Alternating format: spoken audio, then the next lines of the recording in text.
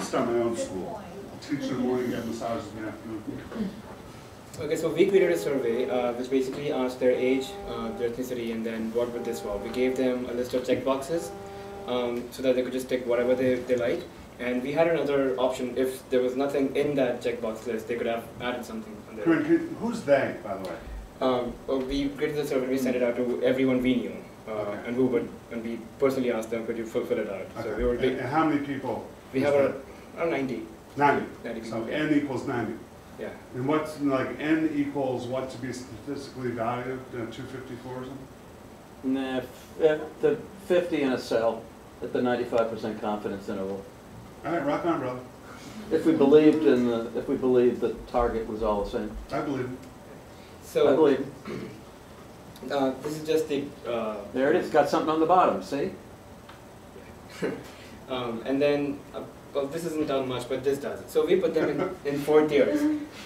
These are items that are most likely to be swapped, and those are the ones that are least likely to be swapped. How did you get to that? Oh, well, so we had 90 people responding to the list, right? And then basically calculating So this was the frequency. Frequency. Right. Yeah. And then, so books, movies, music, 33% of the people, 33% of 100 people wanted these the most. That goes down to around 20%. That goes to 10 or 11%, and then that's pretty low, 4%, 5%, 6%.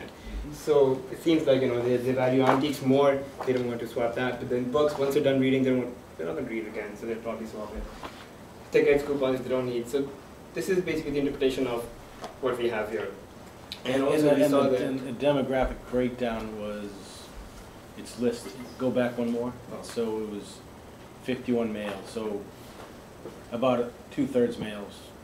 yeah, and which is why I think this wouldn't make a lot of sense, because well, we have males swapping more, but that's because also it's because we had more males than females. Sure.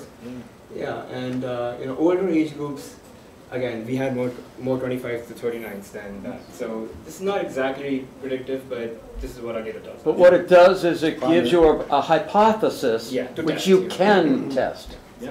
And that's So very I'm valuable. just curious, like, if the younger age group just didn't have enough stuff in tier 1 to swap, which would make them least likely. Right. Like, obviously, some wise ass said, "I got a real shit box of a car, so please," right? But I'm just curious if this means as you get a little older, you've accumulated things that are more swappable. Right.